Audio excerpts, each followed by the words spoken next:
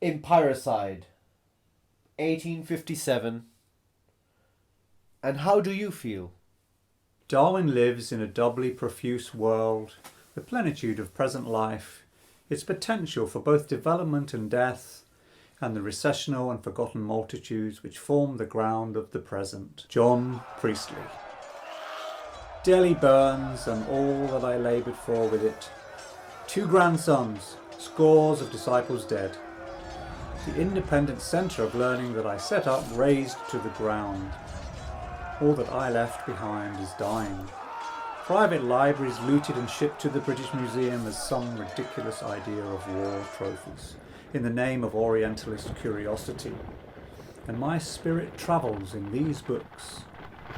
I am seasick on this never-ending voyage between enslavement and surveillance.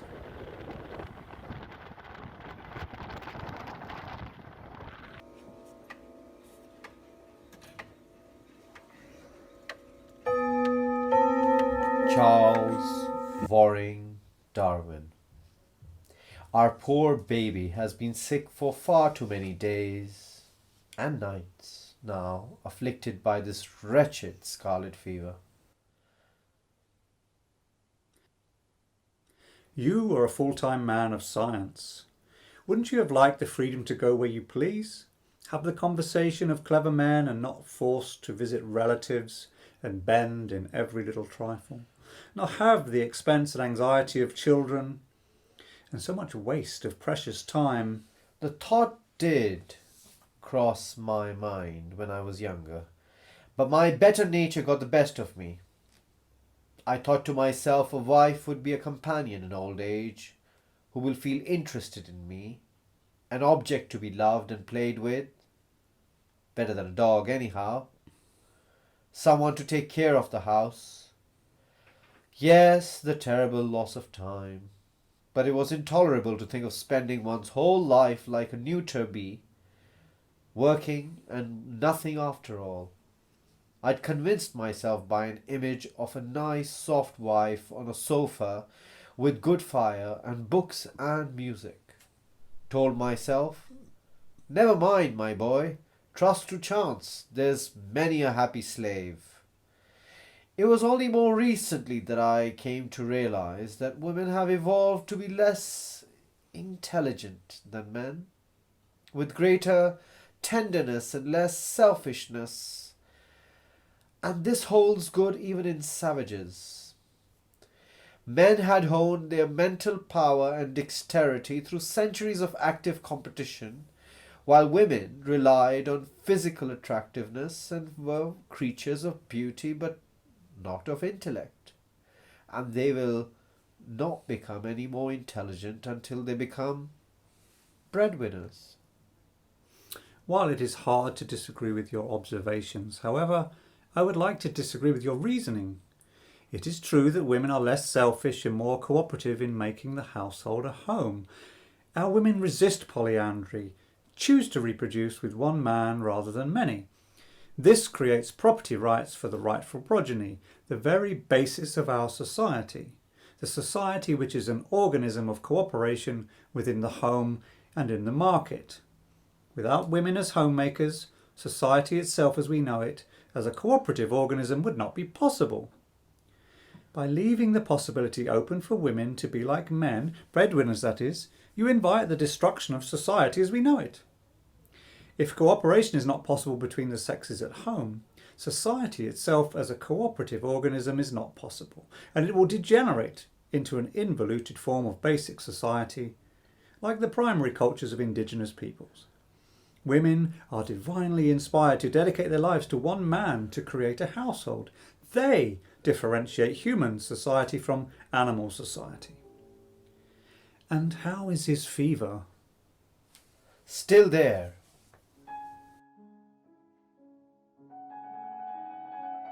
Each being at some period of its life, during some season of the year, during each generation or at intervals, has to struggle for life and to suffer great destruction.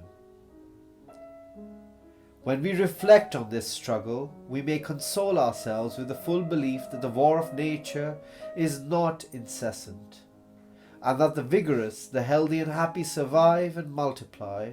They do so with mutual aid and sympathy with others around them, evolving in order to survive in this never-ending drama of life. Of course the healthy and happy survive and claim to be the most deserving and fittest to do so. When anyone who claims to be different than the healthy and the happy of our time has a gun barrel pointing at their face. Nature is a theatre of cooperation everywhere we look. The intra-species war is only being imposed by your countrymen upon my people everywhere. Your cherished principle of diversity is being weaponised for destroying life worlds the world over. Can you not see? All this for maintaining difference in the name of your empire. The empire of guns and cameras over which the sun never sets, where your guns at a distance kill and your cameras at a distance shoot images. You analyse and reason from a distance. Science, for science's sake, absolves the observer from all moral responsibility, so you feel no emotions in your cold analysis of war and life. Would you rather have me kneeling at the altar of some utopian principle of unity instead? For an empire of wisdom and consensus where observer and observed, governor and governed become merged into each other to gain true knowledge? That surely would be delusional non-scientific thinking, since it's not based on empirical observation. Object and subject of scientific inquiry must remain separated for maintaining scientific neutrality and objectivity. There is cooperation at work within us and without us, if we dare to look differently, rather than projecting our own anxieties onto nature, onto society, and onto our own bodies. How is his fever? Still there. This little gentle organic being is a microcosm, a little universe unto itself, formed of a host of self-propagating organisms, inconceivably minute and numerous as the stars in heaven. There I agree with you, Mr. Darwin, that the drama of living is taking place within us as much as outside us. This is an ongoing improvised affair, in which events unfold on a moment-to-moment basis between our organs, where competing forces come into play and often collide, where everything emerges out of live relations among organs participating within an ensemble, in an intricate balance of oppositions and reconciliations. Maybe I misunderstood you, Mr. Darwin. Maybe we are not so different after all. Maybe those cruel men of empire, who in the name of your science are actually abusing it, those men who want to transform the very act of looking at reality into one conflict-based empirical reality over all the others, one way of experiencing the drama of life over all others. This empiricide, this cruel, homogenizing logic is barbaric whilst professing civilization. I spoke too much. Forgive me, for my emotions got the better of my good nature. You see, I, unlike you, do not see them as an unsavoury inheritance from our ape ancestors. I consider an emotional life to be the core to my being human. But you are suffering today. I would not want to further burden you with guilt. Not today. And how is his fever? Still there. The short cycle of life is complete for baby Charles Waring Darwin. He is no more. He has returned to where he came from. Sit with the grief for the time being. Let some time pass. Let me sit alongside you as I grieve for my own as well. I will for a moment forget my hatred and envy and sit as a father myself in sympathy and love for your loss.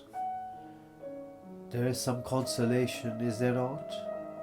That through the suffering, only the fittest survive? It is no consolation, Mr. Darwin, no consolation at all for those suffering loss. No reason can justify loss. No one can completely argue themselves out of grief. Not even you, Mr. Darwin, not even you. It is best faced head on. Dwell in it for a moment. Say your grace, make a little prayer for him, get some rest. This too will pass, and so will we. What remains is bigger than us.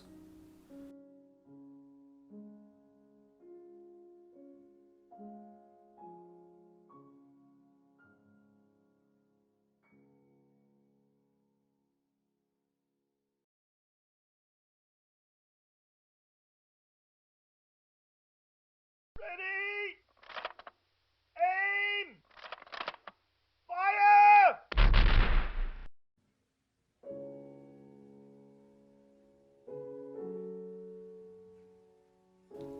And how do you feel?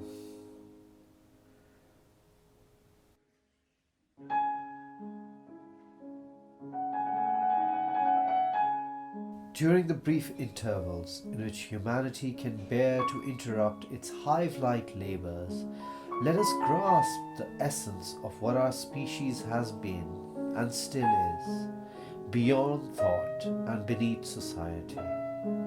An essence that may be vouchsafed to us in a mineral more beautiful than any work of man, in the scent more subtly evolved than our books that lingers in the heart of a lily, or in the wink of an eye, heavy with patience, serenity, and mutual forgiveness, that sometimes through an involuntary understanding one can exchange with a cat. Claude Lévi-Strauss.